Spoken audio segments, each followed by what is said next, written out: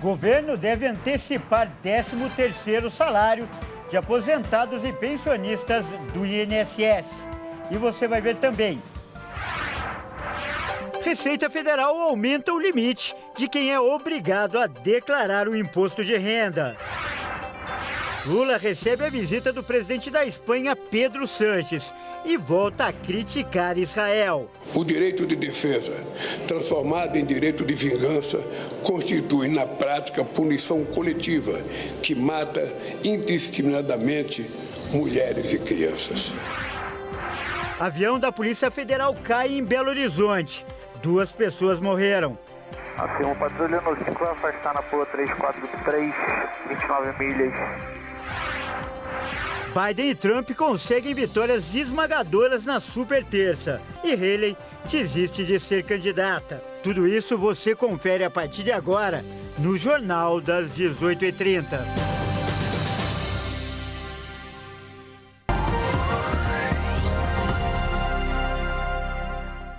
Olá, seja muito bem-vindo, nós estamos ao vivo. São 18h33 pelo horário de Brasília.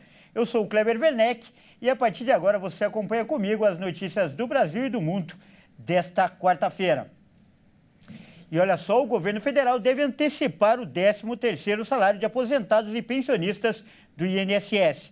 De acordo com o calendário de pagamentos do Instituto, o repasse será feito em 2 parcelas nos meses de maio e junho. O Tesouro Nacional deu sinal verde para o Ministério da Previdência Social fazer a liberação do pagamento já no primeiro semestre de 2024.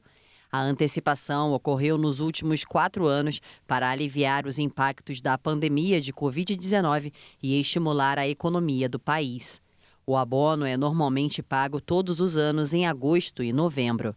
Como por lei, as pessoas que recebem ajudas assistenciais não têm direito ao benefício, o número de benefícios com o 13º salário é menor do que os benefícios pagos pelo INSS. A medida engloba mais de 300 milhões de segurados e dependentes da Previdência Social de todos os estados brasileiros que tenham recebido auxílio por incapacidade temporária, auxílio acidente, aposentadoria, pensão por morte ou auxílio reclusão neste ano. E a Receita Federal divulgou hoje as novas regras para a declaração do imposto de renda. A entrega vai começar no dia 15 de março e acaba no dia 31 de maio. O programa de declaração será liberado na sexta-feira da semana que vem, o mesmo do dia em que começa a entrega. O formulário estará disponível na página da Receita Federal na internet. E a declaração ela é obrigatória em 3 casos. Quem recebeu rendimentos acima de R$ 30.639 em 2023. Em relação ao ano passado, esse valor aumentou, já que o teto era de R$ 28.559. Os contribuintes que receberam rendimentos isentos, não tributáveis ou tributados exclusivamente da fonte, cuja soma tenha sido superior a R$ 200 mil. Os produtores rurais que faturaram mais de R$ 153.199. Essa categoria também teve um aumento, já que em 2023 o limite era de R$ 143.599. E as pessoas que adquiriram bens com valor superior a R$ 800 mil. Esse valor, no ano passado, era de R$ 300 mil. A Receita espera receber 43 milhões de declarações nesse ano. O pagamento das restituições começará a ser feito no dia 31 de maio e vai até 30 de setembro. Por isso, quem quiser receber logo deve se apressar na entrega. Os idosos e contribuintes PCD terão prioridade no pagamento. Quem optar pela declaração pré-preenchida e por receber via Pix também terão preferência, mas é importante ficar atento aos erros do preenchimento do formulário. A Receita prometeu colocar em funcionamento nos próximos dias um aplicativo robô que vai ajudar os contribuintes a tirarem as dúvidas. E é importante lembrar que quem não entregar a declaração dentro do prazo pode receber uma multa. O valor varia de R$ 165,74 até 20% do imposto sobre a renda. E o presidente Lula recebeu hoje no Palácio do Planalto, em Brasília, o presidente da Espanha, Pedro Sánchez. Após o encontro, o Lula fez uma declaração e voltou a criticar Israel pelos ataques a Gaza. No encontro bilateral, Lula e Sánchez trataram de pautas sobre a relação comercial entre os dois países. De acordo com o Banco Central, a Espanha se consolidou como o segundo maior investidor no Brasil, com presença em setores como energético, bancário, de telecomunicações e de seguros. Outro tema do encontro foi relacionado ao G20, que é o grupo que reúne as 19 maiores economias do mundo, além da União Europeia e a União Africana. Atualmente, o Brasil preside o G20. Um dos assuntos é a reforma das instituições de governança global, como a Organização das Nações Unidas e o Banco Mundial. Os conflitos no Oriente Médio e na Ucrânia não ficaram de fora da conversa, em particular, a situação humanitária na faixa de Gaza e as perspectivas de avanço de uma solução de 2 estados. O direito de defesa, transformado em direito de vingança, constitui, na prática, punição coletiva que mata indiscriminadamente mulheres e crianças. Olha, agora é hora de falar de esportes aqui no Jornal das 18h30. E quem traz as informações, como sempre, é ele, Leonardo Félix. Mas olha só, hoje o Léo não está aqui no estúdio, como sempre acontece. É isso porque o Leonardo Félix está em um shopping na região central de São Paulo. E por lá acontece o lançamento de um livro, que conta a história do incêndio no Ninho do Urubu, o centro de treinamento do Flamengo. Essa tragédia que aconteceu há pouco mais de 5 anos. Então, Léo, fala pra gente sobre esse evento e principalmente sobre essa obra. Muito boa noite. Boa noite, Kleber. Boa noite a todos que nos acompanham no Jornal das 18h30, 8 de fevereiro de 2019. Como você falou agora há pouco mais de 5 anos, essa data ficou marcada na história do futebol brasileiro. Infelizmente, com a tragédia, o incêndio no Ninho do Urubu, centro de treinamento do Flamengo, na zona oeste do Rio de Janeiro. E essa tragédia virou livro, está sendo lançado em São Paulo hoje. E a gente vai conversar agora com a autora desse livro, a jornalista e a escritora Daniela Arbex. Boa noite, Daniela. Seja bem-vinda ao Jornal das 6h30. Boa noite, Léo. Obrigada. Boa noite a todos vocês.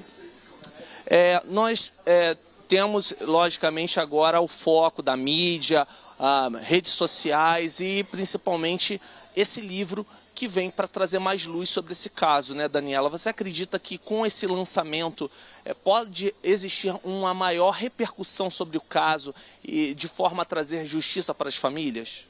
Com certeza. Eu falo sempre que a construção da memória coletiva do Brasil é um caminho potente para a busca de justiça. E o Longe do Ninho restaura não só a identidade desses meninos, o nome, o sobrenome, os sonhos, mas devolve dignidade, porque ele dá vida para esses sonhos. E, Daniela, para a gente encerrar, já agradecendo aqui, você tem muita gente para atender e com certeza sucesso aqui no lançamento do seu livro. Qual é o principal legado, na sua opinião, que fica dessa tragédia no Ninho do Urubu para o futebol brasileiro? Eu acho que o livro discute a capacidade dos clubes de oferecer acolhimento e saúde mental para esses meninos que saem de casa precocemente, que mantêm laços comerciais precoces, que têm fragilizado também os seus laços afetivos. O livro lança luz sobre a necessidade da gente cuidar desses meninos de forma integral, como sujeitos com direitos. E por quê? Para que eles não tenham confiscado a infância e a adolescência. Eu acho que é isso. Propõe uma grande discussão. Tá ótimo. Daniela, muito obrigado pela participação aqui no Jornal das 18h30. E a gente vai continuar aqui, a gente vai gravar uma reportagem que você vai conferir ao longo da programação da HIT e também no Boletim Esporte, falando sobre esse lançamento que inclusive terá a participação de familiares de uma das vítimas. Kleber, é com você. Boa noite a todos. Tá certo, Léo. Muito obrigado aí pela sua participação e nossos parabéns para a autora do livro por levantar essa bandeira tão importante, não só ao futebol, mas para a juventude do país. E veja a seguir, avião da Polícia Federal cai em Belo Horizonte e deixa 2 mortos. Biden e Trump conseguem vitórias esmagadoras na super terça nos Estados Unidos. Nós voltamos já.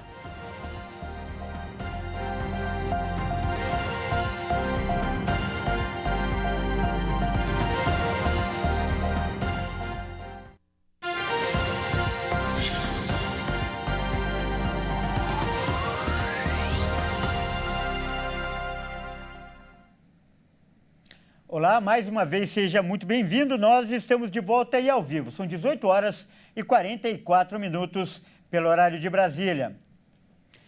E um avião da Polícia Federal caiu e pegou fogo em Belo Horizonte. O acidente deixou 2 mortos e 1 ferido. O acidente aconteceu na tarde desta quinta-feira. Esse vídeo mostra o momento em que um avião decola no aeroporto da Pampulha, em Belo Horizonte. Logo em seguida, o monomotor começa a perder altitude. Assim, uma patrulha no ciclo afastar na rua 3483, 29 milhas, a OP da Polícia Rodoviária Federal. O patrulha 115 vai manter. E acaba caindo na lateral da pista do aeroporto. Ainda é possível ver uma nuvem de fumaça. O avião pegou fogo após a queda. Essa outra imagem mostra os destroços do avião, que ficou bastante danificado. 2 pessoas que estavam a bordo morreram. Na aeronave também estava uma terceira vítima, um homem de 51 anos que foi socorrido consciente e com trauma abdominal. Ele foi levado para um hospital próximo do aeroporto. A aeronave de prefixo PRAAB é um Cessna 208B, que tem 11 lugares e capacidade para 9 passageiros. As causas do acidente estão sendo investigadas pelo CENIPA, o Centro de Investigação e Prevenção de Acidentes Aeronáuticos. E vamos agora aos destaques internacionais. O presidente Joe Biden e o ex-presidente Donald Trump devem mesmo promover uma revanche nas próximas eleições presidenciais dos Estados Unidos. Os dois conseguiram vitórias esmagadoras na superterça. E sem opção, a ex-governadora Nikki Haley desistiu da disputa hoje. Mais de uma dúzia de estados realizaram primárias ou prévias no maior dia de disputas por nomeações até o momento, à medida que a campanha presidencial de 2024 acelera e deixa para trás um por um através dos estados com a votação antecipada. Embora Joe Biden e Donald Trump tenham visto sinais parecidos de potenciais fraquezas nas eleições gerais, ambos também têm muito mais para celebrar. No geral, Trump tem 1.040 delegados, chegando perto dos 1.215 de que ele precisa para garantir a indicação do Partido Republicano. Haley tem apenas 86. Por sua vez, a ex-embaixadora americana nas Nações Unidas, Nikki Haley, anunciou nesta quarta-feira que está deixando a corrida presidencial. Haley fez um comunicado na televisão que a desistência veio depois de ter sofrido uma dura derrota na superterça, quando 15 estados e um território americano votaram nas primárias. A ex-embaixadora levou a melhor sobre Trump apenas em Vermont. A superterça é um momento importante no sistema eleitoral americano, porque é o dia em que o maior número de delegados é colocado na disputa ao mesmo tempo. E apesar de várias conquistas nas últimas décadas, as mulheres brasileiras ainda enfrentam muita dificuldade no mercado de trabalho. Prova disso é que elas registram a maior taxa de desocupação no país. Segundo a Pesquisa Nacional por Amostra de Domicílios, no último trimestre de 2023, a taxa de desemprego entre as mulheres ficou em 9,2%, enquanto os homens atingiram um índice de 6%. E nem mesmo a maior escolaridade entre elas tem sido capaz de mudar esse quadro. Enquanto 19,4% das mulheres com 25 anos ou mais tem nível superior, apenas 15% dos homens da mesma faixa etária têm essa formação. Eu conversei com uma especialista que explica por que as mulheres têm enfrentado as maiores taxas de desemprego no Brasil. Acompanhe. Pensar na situação da mulher hoje no mercado de trabalho é pensar numa questão sócio-histórica cultural, ou que a gente chama, muitos conhecem como estrutural, ao longo da sua história de como ela se formou. Traduzindo isso, o que significa? A sua história é constituída no exercício do papel de quem é a mulher, né? Quando a gente fala de ontologia, a gente está falando da razão de existência. E nesta razão de existência, de que a mulher existiu, a mulher ocupa alguns papéis, e nesses papéis algumas categorias e características. É vulnerável, é um sexo mais frágil, é um sexo mais emocional. Isso se constituiu ao longo da sua história.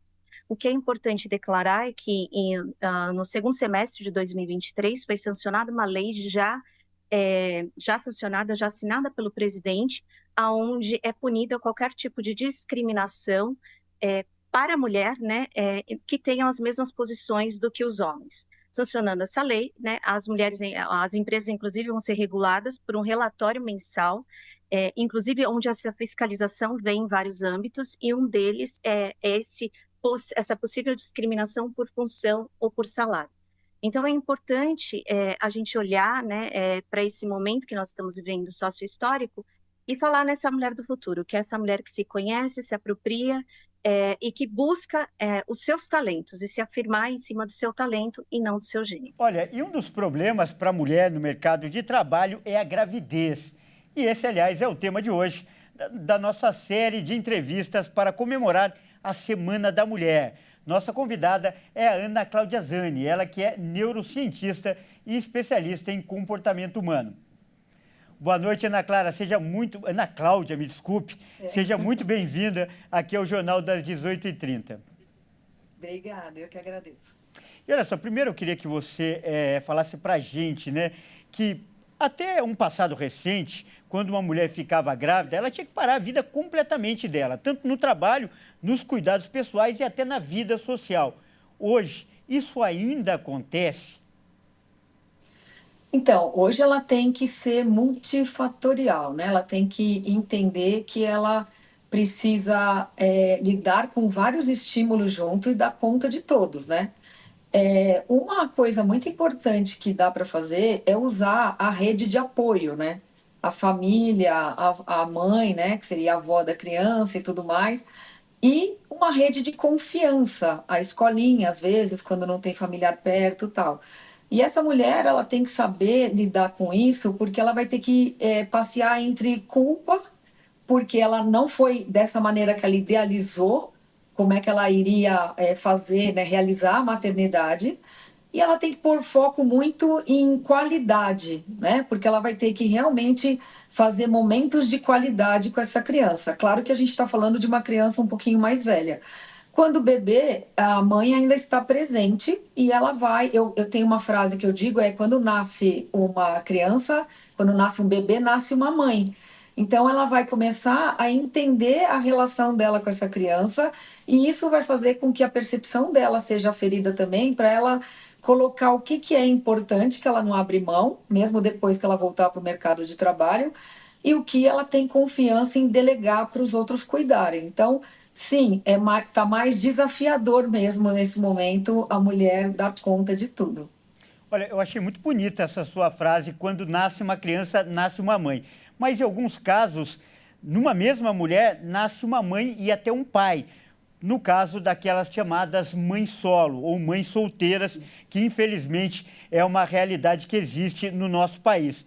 E o que eu pergunto para você, o Estado e o Poder Judiciário têm dado proteção para esse tipo de caso, para as mulheres que enfrentam essa situação? Também avançou para esses casos?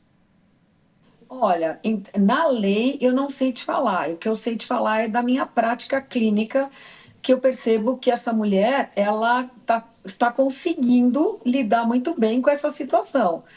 Eu vejo muito as empresas também olhando para essa situação de uma maneira muito mais, um olhar muito mais crítico, no seguinte sentido: aliviar um pouco a cobrança dessa mãe quando ela tiver com essa multirresponsabilidade, né, de ser pai e mãe, por alguns pontos de reflexão em relação a que tipo de apoio que a empresa pode dar. Eu vejo muito isso, até empresas que têm a própria creche dentro da empresa. Então, eu acho que tem um olhar diferente para essa coisa assim, e acredito que, por consequência, o governo também esteja olhando para isso. Essa não é muito a minha área, mas eu acredito que sim, porque quando as coisas começam a ficar recorrente, acaba tendo, né, uma presença mais forte na relação de solucionar esse tipo de problema e facilitar a vida dessa mãe que tem que fazer a dupla função, né? Tá certo. E agora, dentro especificamente da sua área, qual é a maior dificuldade que uma mulher enfrenta hoje para ser mãe, para educar uma criança? Eu acho que ela lida hoje com a gente fala vamos pensar da criança pequena, ela consegue muito bem lidar com o bebê, porque ela vai no ritmo dela. É muito comum a mãe, logo a mãe que acabou de ser mãe, ela vai lidar com o bebê chora, ela logo vai dar o leite. Isso a gente fala que começa a construir uma prática de maternagem. Maternagem é uma habilidade de exercer a função materna. E não necessariamente é a mãe que faz isso, é qualquer pessoa que cuida de um bebê. Então ele começa a entender a necessidade desse bebê e ela vai retribuindo, ou quem cuida vai retribuindo com a necessidade do bebê. Isso chama maternagem. A questão é, quando a criança cresce, a mãe ou quem cuida começa a lidar com outras variáveis que é, por exemplo, a internet, que tem muita informação na palma da mão, que é muito rápido as conexões, que tem criança que está com informação precoce, que não era para ter esse tipo de informação na idade que ela está, mas ela consegue achar isso na internet, e isso é bem complexo. Então, essa mãe ou o cuidador, ele tem que estar muito atento às reações das crianças ou ao que elas trazem como referência ou como discurso, porque tem que investigar de onde veio isso, qual é a fonte, é na escola que está descobrindo isso? Tem algum lugar que eu não estou controlando? Porque os pais eles precisam controlar o acesso à internet, à informação, tem grupos. Então, eu acho que hoje está muito mais difícil, porque além da emoção sobre a função materna e os cuidados, né, com uma criança no desenvolvimento, porque já tem uma demanda alta, o próprio desenvolvimento por si só, ainda tem essa outra coisa que acaba invadindo a casa de todo mundo e que a gente precisa realmente ficar atento para controlar da onde está vindo informações que não foram a família que determinaram a entrega dessa informação. Tá certo, então.